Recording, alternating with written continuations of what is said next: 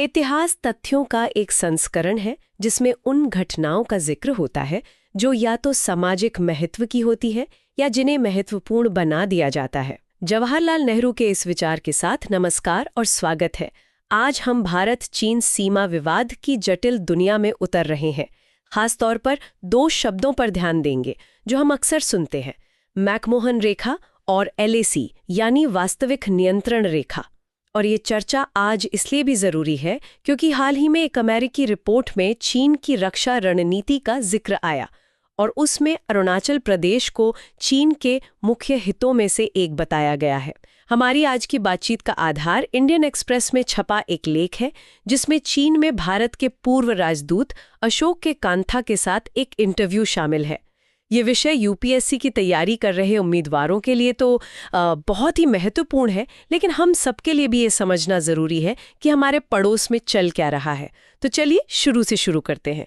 ये मैकमोहन रेखा आखिर है क्या, बनी कैसी थी ये? देखिए, इसकी कहानी शुरू होती है 1913-14 के शिमला सम्मेलन से। अच्छा, शिमला सम्मेलन। हाँ, ये एक बहुत ही अहम बैठक थी क्योंकि इसमें ब्रिटिश भारत, तिब्बत और चीन तीनों के प्रतिनिधि बराबर के अधिकारों के साथ शामिल हुए थे। बराबर के अधिकार मतलब डिप्लोमेसी की भाषा में कहें तो प्लेनिपोटेंशियरीज के तौर पर। हाँ।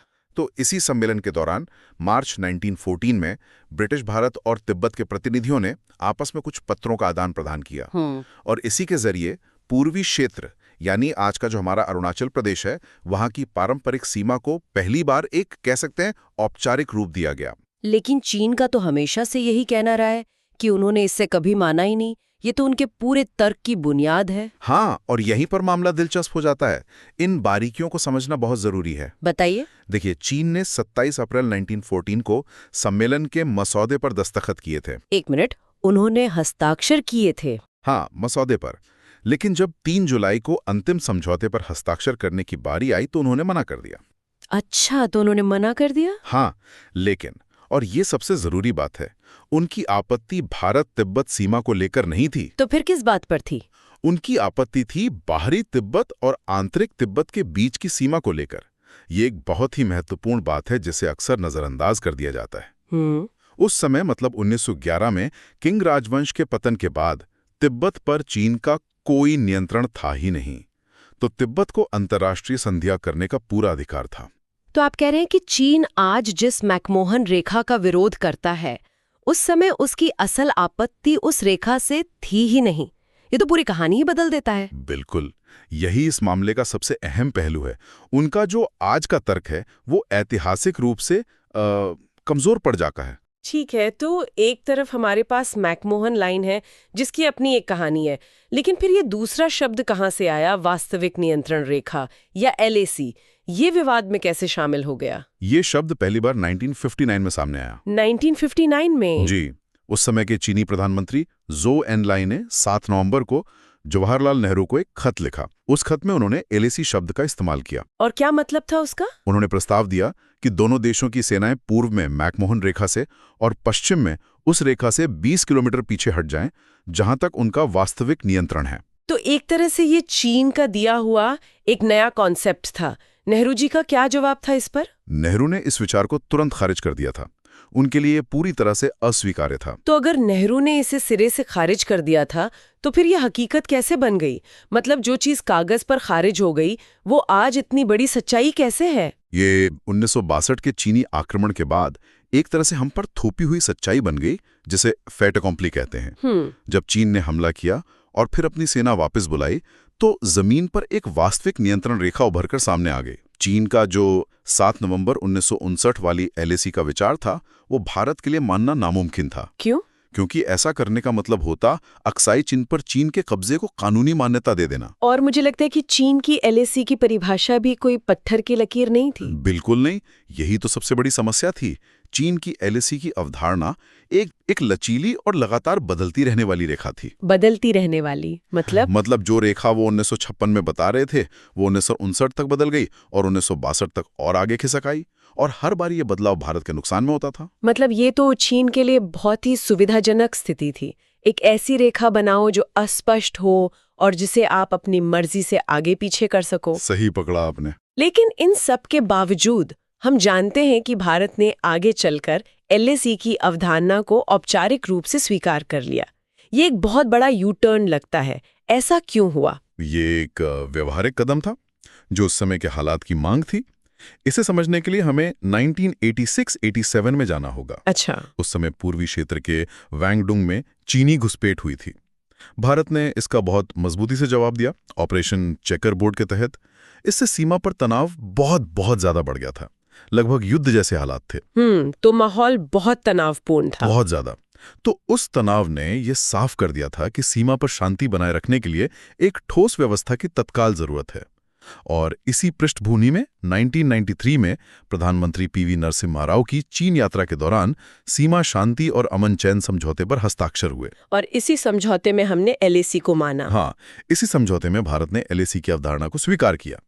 लेकिन यहाँ यह समझना बहुत जरूरी है कि हमने LAC के विचार को स्वीकार किया था, ना कि चीन के 1959 वाले संस्करण को। अच्छा, ये एक जरूरी फर्क है। जी, यह उस समय के वास्तविक नियंत्रण पर आधारित था, किसी काल्पनिक या चीन द्वारा बताई गई पुरानी रेखा पर नहीं। तो एक तरह से तनाव कम करने के लिए एक अस्पष्ट रेखा को ही आधार मान लिया गया। लेकिन एक अनडिफाइंड लाइन तो हमेशा ही झगड़े की जड़ बनी रहेगी। तो क्या कभी इस अस्पष्टता को दूर करने की कोशिशें हुई? बिल्कुल हुई। यह अगला तार्किक कदम था ही। 1996 में एक और महत्वपूर्ण समझौता हुआ और उस बातचीत के दौरान यह साफ हो गया था कि इन समझौतों को लागू करने के लिए LAC की एक साझा समझ विकसित करना बहुत जरूरी है। तो नक्शों का आदान प्रदान करने की योजना बनी होगी? हाँ, बिल्कुल। तय हुआ कि दोनों पक्ष LAC के संरेखण को स्पष्ट करने के लिए जल्द से जल्द नक्शों का आदान प्रदान करेंगे। तो फिर हुआ क्या? प्रक्रिया कहाँ अटक गई? प्रक्रिया शुरू तो हुई, लेकिन अंजाम तक नहीं पहुंची। 2002 तक दोनों पक्षों ने मध्य क्षेत्र के नक्शों का आदान प्रदान कर लिया था। ठीक है, जानबूझकर अस्पष्टता बनाए रखने जैसा लगता है। बिल्कुल। भारतीय अधिकारियों का कहना था कि हमें भी उनके नक्शे अस्वीकार्य थे, लेकिन प्रक्रिया का मकसद ही ये था कि दोनों पक्ष अपनी अपनी धारणाएं सामने रखें और फिर उस पर बात हो। पर तब तक चीन ने मन बना लिया था। 2004 आते आते ये प्रक्रिया पूरी तरह से ठप हो गई। तो निचली रेखा यही है कि चीन इस अस्पष्टता का इस्तेमाल भारत पर दबाव बनाने के लिए एक हथियार के तौर पर करता है। हाँ, एक तरह से। चलिए अब अरुणाचल प्रदेश पर आते हैं। आज चीन के दावे बहुत मुखर हो गए हैं। क्या हमेशा से ऐसा ही था? नहीं, बिल्कुल नहीं। और यहीं पर चीन के रवैये में आया सबसे बड़ा बदलाव दिखता है। पहले चीन ने एक पैकेज प्रस्ताव दिया था। पैकेज प्रस्ताव? हाँ, 1960 में जब झू एन लाई भारत आए थे तो उन्होंने कहा था कि अगर भारत पश्चिमी क्षेत्र में यानी अक्साई चिन में चीनी दावे को मान ले तो चीन पूर्वी क्षेत्र में भारतीय स्थिति को स्वीकार कर लेगा। और ये बात बाद में भी दोहराई गई। जी, 1979 में जब अटल बिहारी वाजपेयी चीन गए तो चीनी नेता देंग शाओपिंग ने भी यही पेशकश की। देंग ने तो सार्वजनिक रूप से कहा था कि चीन पूर्वी क्षेत्र में रियायतें देगा और भारत पश्चिमी क्षेत्र में। ये तो बहुत बड़ी बात है। मतलब एक समाधान का रास्ता दिख रहा था। तो फिर ऐसा क्या हुआ कि चीन अपनी ही बात से पूरी तरह पलट गया? 1985 में चीन ने पूरी तरह से यू टर्न ले लिया। 1985 में? हाँ, उन्होंने अचानक कहना शुरू कर दिया कि सबसे बड़ा विवाद तो पूर्वी क्षेत्र में है और भारत को वहां ठोस रियायतें देनी होंगी। ये पहले के प्रस्ताव से बिल्कुल 180 डिग्री का घुमाव था। और ये रवैया आज तक जारी है? बिल्कुल। 2005 में जब सीमा समाधान के राजनीतिक मापदंडों पर समझौता हो रहा था तब भी वो पूर्व में बड़े समायोजन के लिए दबाव डालते रहे। और हमने क्या किया? हमने उसे खारिज कर दिया और हमने अपने हितों की रक्षा के लिए विशेष रूप से तवांग की उस समझौते में एक प्रावधान शामिल करवाया कि सीमा तय करते समय बसी हुई आबादी के हितों की रक्षा की जाएगी। इसके तुरंत बाद चीन ने अरुणाचल के लिए जंगनान या दक्षिण तिब्बत का अपना नैरेटिव फिर से जिंदा कर दिया और उसे जोर शोर से प्रचारित करना शुरू कर दिया। तो ये जो आज हम देखते हैं जगहों के नाम बदलना, हमारे नेताओं के दौरे पर आपत्ति जताना, ये सब उसी आक्रामक रणनीति का हिस्सा है। हाँ, ये उनकी ग्रे जोन ऑपरेशंस की रणनीति का हिस्सा है। ग्रे जोन ऑपरेशंस, इसे आसान भाषा में समझाएंगे? इसका मतलब है ऐसी कार्रवाइयां करना जो सीधे सैन्य संघर्ष तो नहीं है, लेकिन जिनके जरिए वे धीरे धीरे जमीनी हकीकत को बदलने की कोशिश करते हैं। जैसे कि? हमें ये शब्द तटस्थ लगता है, लेकिन असल मतलब है कि जिन इलाकों में हमारी सेना पहले गश्त करती थी या हमारे चरवाहे अपने मवेशी चराते थे, अब वहां जाने पर रोक है। अच्छा। अगर ये व्यवस्थाएं स्थायी हो जाती हैं तो यह चीन के लिए एक क्रमिक जीत होगी, जमीन पर एक ऐसा बदलाव जिसे उन्होंने बिना बड़ी लड़ाई लड़े हासिल कर लिया। और एक और महत्वपूर्ण वैचारिक बदलाव आया है। पहले एलएसी के प्रबंधन और संप्रभुता के अंतिम मुद्दे को अलग अलग देखा जाता था, और अब चीन यह अंतर नहीं मानता। शी जिनपिंग ने बार बार कहा है कि चीन अपनी 1 इंच भी जमीन नहीं छोड़ेगा।